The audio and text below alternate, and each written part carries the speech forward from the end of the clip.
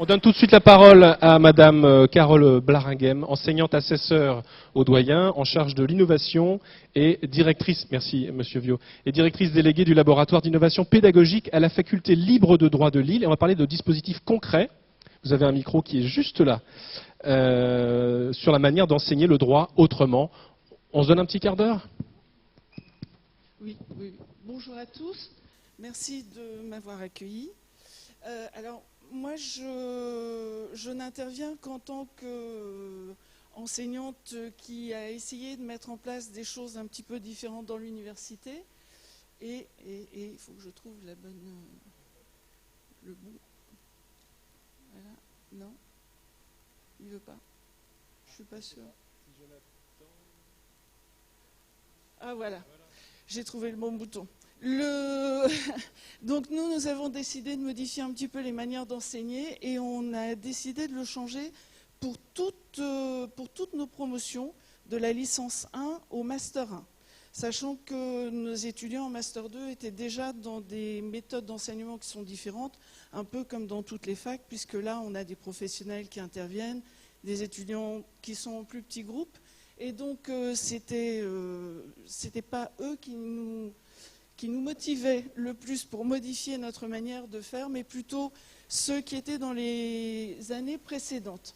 Alors notre réflexion, elle remonte à 5-6 ans au moins, et on a lancé les choses que depuis 2 ans. On en est à la 2e année de... J'ai pas trouvé le bouton finalement. Si, voilà. Alors, nous avions des étudiants qui étaient plus très motivés dans nos amphis. On s'en était rendu compte déjà depuis quelques années. Ils venaient, ils notaient, ils écrivaient beaucoup. Et puis, on les voyait beaucoup avec leur smartphone ou leur téléphone intelligent. Et donc, ils jouaient avec leur smartphone, ils regardaient d'autres choses, ou ils étaient avec leurs ordinateurs et ils étaient sur Internet à faire d'autres choses. Donc nous nous sommes dit comment faire pour que finalement tous ces outils puissent leur servir pendant les cours, qu'on puisse recommencer à capter leur attention de manière beaucoup plus régulière. Alors, voilà. Alors on les a réunis, on leur a posé beaucoup de questions et puis ils nous ont dit on vous entend, on écrit, mais on écrit tout le temps et quand on sort on n'a rien retenu. Donc, essayer de trouver une autre méthode pour qu'on retienne un petit peu plus. Donc, on leur a demandé comment on pouvait faire, ce qu'ils nous proposaient, parce que la critique est facile, mais il faut qu'il y ait une proposition en échange. Donc, ils nous ont dit, nous, ce qu'on aimerait, c'est que vous nous donniez vos cours. Solution sympathique. On leur a dit, pourquoi pas. Mais si on vous donne nos cours, nous, en amphi, on n'aura plus le même discours. Et donc, on va changer la manière de travailler. Et donc, c'est ce qu'on a fait. On a décidé de leur donner des documents qu'ils travaillent en amont. Et puis, comme ça, quand on arrive en cours, ils ont déjà vu un certain nombre de choses. Et ce qui fait qu'on peut travailler nos cours de manière différente et beaucoup plus interactive. Alors, décidément... Donc, on a un campus assez sympa, vous voyez, on a de la verdure, on a des endroits où les étudiants peuvent se détendre. Et on s'est dit, mais comment on peut faire? Parce que tout ça, ce qu'ils nous demandent, c'est ce qu'ils voient dans les campus anglo-saxons. Ils trouvent ça très attractif, mais nous, on ne peut pas travailler de la même manière parce que nos amphis sont un peu plus gros. Alors, pour les nôtres, ils sont quand même de taille très modeste. En première année, on a 500 étudiants dans l'amphi. En 2e année, on en a 450. Et puis, en 3e, il nous en reste 300. En master, on en a encore 150. Donc, ça laisse des amphis qui sont plus faciles à gérer. Autour de nous, on a d'autres facs publiques où les amphis sont à 900. Et là, faire de l'interactivité à 900, ça commence à devenir un peu plus compliqué. Donc, on a regardé ce qui se passait au Canada. On s'est un petit peu renseigné. On a vu ce qui se passait à Lausanne avec M. Berthiaume. On a vu également ce qui se passait à Louvain, encore plus proche de chez nous. Et comme on a un partenariat avec la faculté de Louvain, on est allé voir M. Lebrun, Marcel Lebrun, et on a réfléchi tous ensemble à ce qu'on pourrait faire. Alors, on ne voulait plus avoir ce schéma-là. L'étudiant qui pédale dans un sens, l'enseignant qui pédale dans l'autre sens, chacun allant dans son propre sens en disant c'est moi qui ai raison, et les étudiants qui disaient les profs ils nous énervent, ils font que ce qu'ils veulent. Donc on a décidé de transformer un peu les choses et de faire en sorte que l'enseignant vienne assister l'étudiant, et puisqu'on leur donnait des documents en amont et qu'ils avaient le savoir qui leur était donné, la posture de l'enseignant a changé. Et donc on s'est dit, mais on va travailler un petit peu en tandem. Alors ça marche relativement bien, sauf que la première année, c'est véritablement la première photo.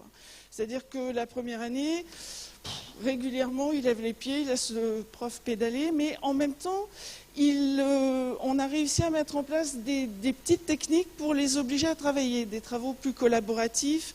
Ils travaillent en groupe, et donc comme ils n'aiment pas que leurs collègues leur disent qu'ils ne font rien, ben, ils finissent par raccrocher, ils y vont tranquillement. Et puis en master, là on s'est rendu compte cette année qu'en master, ils étaient particulièrement motivés. Mais pas sur la base on vous montre les uns contre les autres, il faut que ce soit des concours. Ils sont motivés et ils s'aident tous. Enfin, ils ne sont pas non plus dans une position concours. Donc ils sont véritablement dans une mécanique un peu différente.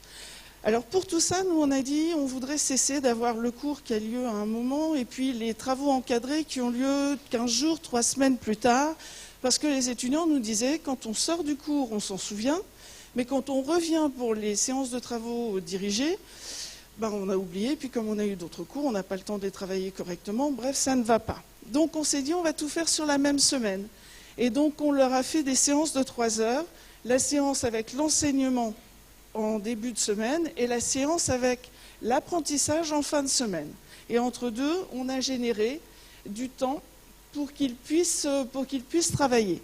Et on s'est rendu compte que de cette manière-là, eh bien, comme tout était croisé et qu'ils travaillaient constamment les mêmes matières sur la semaine, en théorie et en pratique, ils mémorisaient beaucoup mieux. Et on arrivait du coup à leur faire des travaux bien plus intéressants, tout au moins pour ce qu'on voulait leur faire faire. Alors, bien sûr, ça suppose qu'ils s'impliquent.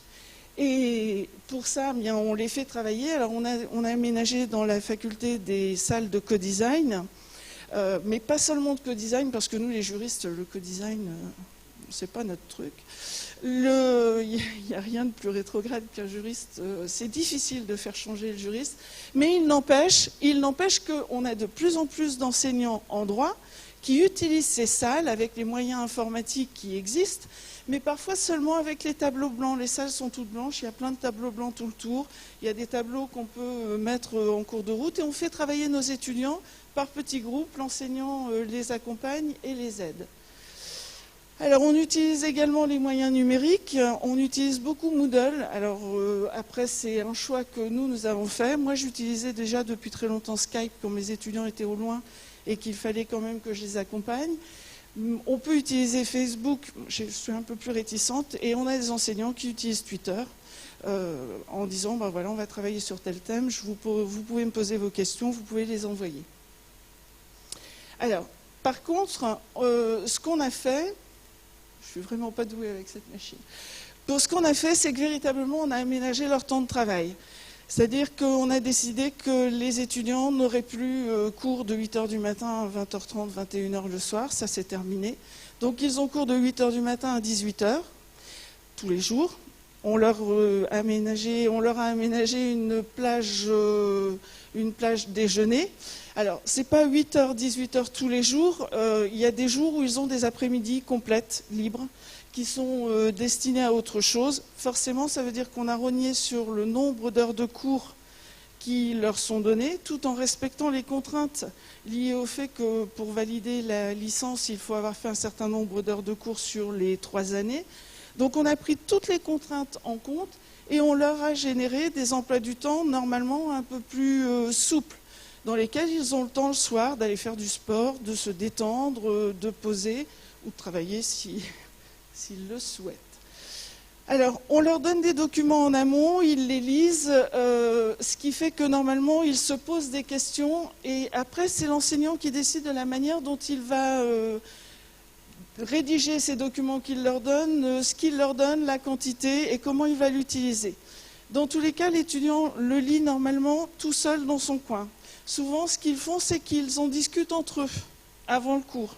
Et l'enseignant leur propose parfois d'envoyer les questions par mail ou les envoyer sur un forum, les déposer sur un forum qu'on a ouvert pour eux. Et ensuite, on en rediscute pendant le cours. Donc, on a véritablement changé la manière de faire cours. Je ne vais plus dans l'amphi avec mon cours que je pose et où je raconte mon histoire.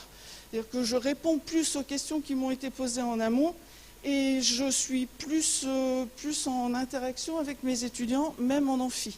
Alors ça reste, on est bien d'accord, pas sur les amphis de 450. Les amphis de 450-500 étudiants, là on aménage des plages d'un quart d'heure, 20 minutes de discussion. C'est l'enseignant qui se débrouille pour les aménager. Mais on fait ça 2 ou 3 fois sur les 3 heures de cours. En revanche, sur un amphi de master où on est une centaine dans l'amphi, c'est beaucoup plus jouable. Les étudiants ont des séances de travaux encadrés la même semaine que la semaine où ils ont eu leur enseignement. Et ce sont des séances de travaux encadrés qui durent 3 heures. 3 heures pleines par rapport à ce qu'on faisait avant. Avant, on faisait 1h30 de travaux dirigés. Maintenant, ils ont 3 heures en continu. Les portes sont ouvertes. Celui qui a envie d'aller chercher un café va chercher un café. On travaille, on met en route un travail qu'ils font en commun. Ça se passe assez bien comme ça. Pour le coup, ce ne sont pas des photos de mes étudiants, je vous en montrerai après. Mais ça se passe quand même assez bien. Et les étudiants sont très, très tranquilles. En fait, ils sortent, ils vont chercher leur café, ils reviennent s'ils ont le travail à terminer. Sinon, entre deux, je leur mets une pause de 10 minutes. Et là, pareil, ils reviennent au bout de 10 minutes. On a aménagé également les évaluations, c'est-à-dire qu'on travaille de manière différente. Là, par contre, sont les photos de mes étudiants. Ils étaient en évaluation. La première que je leur ai proposée, c'est de dire, vous travaillez en collaboration, vous avez le droit à tous vos documents, vous êtes dans une salle où vous êtes tous répartis par petits groupes, chacun peut voir les travaux des autres, ils avaient des paperboards, des tableaux, ils échangeaient, ils sont allés voir le travail des autres, ils ont fait, et finalement les résultats sont ni meilleurs, ni moins bons que précédemment. Mais c'est différent parce que là, le temps, c'est 4 heures. Donc, on leur a donné un peu plus de temps puisqu'ils travaillaient en commun. Mais c'est 4 heures et ils évaluent. Ensuite, on peut avoir des évaluations qu'ils vont faire en individuel avec tous leurs documents ou avec des documents qu'on leur autorise. Et puis, bien entendu, on continue à les préparer sur des examens classiques. Alors, j'ai presque terminé parce que je suis désolée. Je suis beaucoup moins organisée que... Non, changez rien, c'est parfait. Et donc, pour les aider malgré tout, mais ça on l'avait déjà avant, on avait mis en place depuis déjà une quinzaine d'années ce qu'on appelait du tutorat individuel, un enseignant qui était dédié à une matière, ou 2 enseignants en fonction du nombre d'étudiants qui étaient en demande. On met des enseignants à la disposition des étudiants qui peuvent prendre des rendez-vous de tutorat pour être assistés dans la compréhension de la matière, dans la compréhension de la méthode. Et pour chaque année, et pour les matières fondamentales, on a en gros 2 enseignants qui sont à la disposition des étudiants, qui prennent rendez-vous. Et c'est sur la base du volontariat. C'est-à-dire qu'on n'oblige pas nos étudiants à y aller, ils y vont s'ils en sentent le besoin. Donc là, c'est une de mes collègues qui était en rendez-vous tutorat. Et puis ensuite, on peut faire du tutorat de groupe. S'ils ont identifié entre eux qu'ils avaient des problèmes, ils peuvent venir nous voir en nous disant, voilà, on est à 3, avoir exactement le même type de problème, est-ce que vous voulez bien nous prendre à 3 ? Ça, c'est ce que j'ai fait avant-hier avec des étudiants de Master 2. Même en Master 2, on leur ouvre le tutorat. Des étudiants de Master 2 qui voulaient préparer leur concours pour la fin de l'année et qui me disaient, moi, je veux un entraînement. Donc, ils sont venus à 3. Ils ont dit, on a les mêmes besoins tous les 3. Donc, voilà, on demande. Ils prennent rendez-vous, ils demandent le type de sujet, et puis ensuite, on travaille avec eux. Alors, pour les aider, on met en place des séminaires. En début de chaque semestre, ils ont des séminaires pour apprendre à apprendre, comment utiliser les documents qu'on leur donne en amont, comment les lire, comment les travailler. Il y en a qui passent beaucoup de temps, donc on leur a expliqué qu'il fallait peut-être travailler de manière un petit peu différente. Ils font le cours à la place du prof. Quand ils arrivent, ils sont beaucoup plus informés que ce qu'on attend d'eux. Donc derrière, le cours leur semble un petit peu inutile. Du coup, on a un problème de motivation, donc il faut voir comment travailler avec ça. On leur apprend à utiliser les outils du juriste, comment utiliser une constitution, un code civil, comment le lire, comment utiliser les articles, savoir ce qu'il y a dedans. On fait beaucoup de séminaires de méthodologie. Alors les exercices en droit sont très spécifiques. Le commentaire d'arrêt, c'est un exercice qui fait beaucoup peur aux étudiants. Donc on leur fait des séminaires de méthodologie sur différentes choses.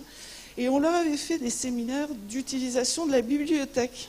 Sauf que nos étudiants nous ont dit non, c'est bon, ça c'est poussiéreux, c'est pas possible, vous n'allez pas continuer à nous imposer 2 heures à chaque début d'année sur ça. Et on leur a dit, qu'est-ce que vous voulez? Nous, on préférait que ce soit plus ludique, plus amusant. Et on avait 2 bibliothécaires, l'une qui était très douée dans les dessins et l'autre qui était ingénieure en informatique, qui ont dit, ok, nous on se lance, on le fait, le Serious Game. Et donc, elles ont fait toutes les 2 un Serious Game qui permet aux étudiants de jouer avec et de savoir comment chercher les documents sur les bases numériques, dans la bibliothèque, etc.